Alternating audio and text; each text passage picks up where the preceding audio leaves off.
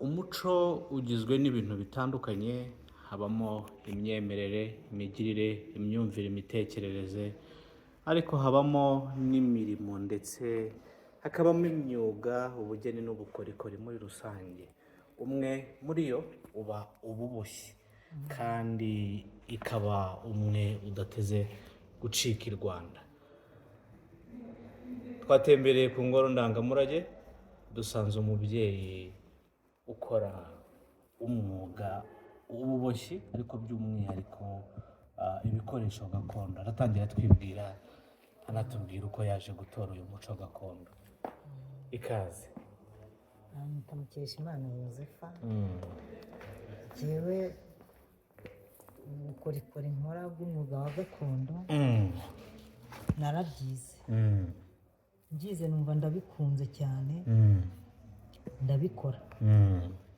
Mbikoze mbona birakunzwe, mpita nkomeza nkajya mbyigisha n'abandi. Abandi nabo barabimenya bakabikora, nkabona ni byiza, birabatunze. Yego. Umwuga wose, imirimo yose igira ibikoresho, abe ibikoreshwa, ariko hari n'iby'ibanze mu gukora ibyavuyemo nk'ibicuruzwa.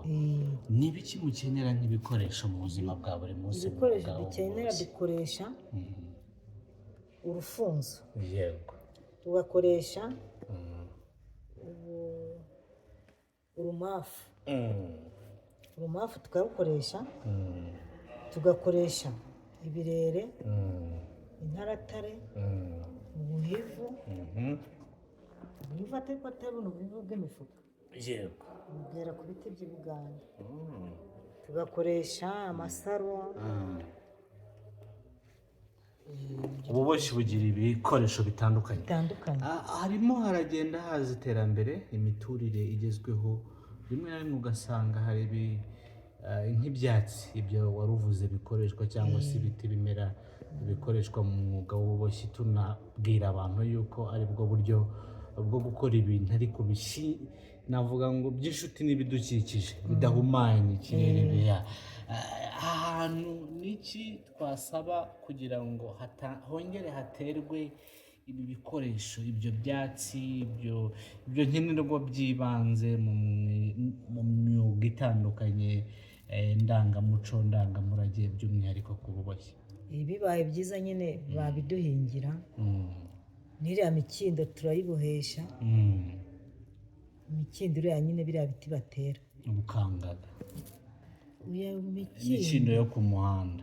Iriya nabyo turabibohesha. Yego. Ububoshyi bw'agaseke n'ubw'ibindi bikoresho, insika, inkoko, imisambi, butandukana bute ubundi? Ko umuntu iyo yumva ububoshyi yumva ari ikintu gito, ariko yakijya mu mizi akumva cyagutse gusumbyaho. Biratandukanye kuko urufunzo n'izo ntaratare n'urwo rumafu, hariho n'ibindi tubohesha byitwa ingaga. Ibyo byose ni ibintu bikoreshwa mu buboshyi kandi bihingwa. Ibikangaga nabyo biba mu bishanga, mu mibande, ariko nibyo byose bimera mu mazi. Ibyo byose dukoresha mu kubungabunga ibishanga, mu kubungabunga ahantu bahakumira, bagerageze bahingemo n'ibyo bikoresho.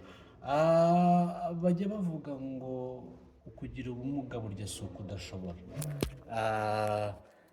Niki wabwira umuntu wenda nawe ufite ubumuga bwo babwita bwo kutaba muremure? Nanjye ndi kutaba muremure. Icyo wamubwira ko nawe nk'umunyarwanda burya yatora ubumenyi, yatora umuco gakondo, kandi bikamubyarira umusaruro nk'uko tubona ukomeje kugenda witeza imbere? Ubundi hariho abantu bamugaye no mu bwonko. Nicyo kibi. Nta bitekerezo bafite. Mu bwonko nicyo kibi. Bagashaka gutegereza ibyo basabirije gusa. Bafite n'amaboko ashobora gukora, ariko ntibakore. Ubwo rero abo ngabo nabagira inama ngo bazajye biga gukora, bamenye no kwitunga. Yego. Kandi ubumenyi gakondo, imyuga ubugeni ubukorikori ni kimwe muri ibyo turanabyigisha, twebwe twigishiriza ubuntu. yego Amashuri yacu bigira ubuntu abanyeshuri. yego mugize neza. Ubutumwa wasigira abakiri bato kuri ubu ngubu ukurikije igihe wavukaga, uko wakuze, kubona isaha igeze, ndetse wenda wanareba aho bigana, n'ubuhe butumwa iteka uba wumva waha umuntu ukiri Ubutumwa muto? jye natanga ni ukumenya gukora, kandi umwuga wose utunga nyirawo. Iyo wicaye gusa ntabwo ibintu bizizana utanabikoze. Ntabwo wategereza n'ukuzanira utakoze. yego Bajye bakora, nk'abo bashaka kwiga baze tubigishe, ibyo bakoze bivamo amafaranga. Ni byiza cyane, genda nabikunda. Ni uko mbura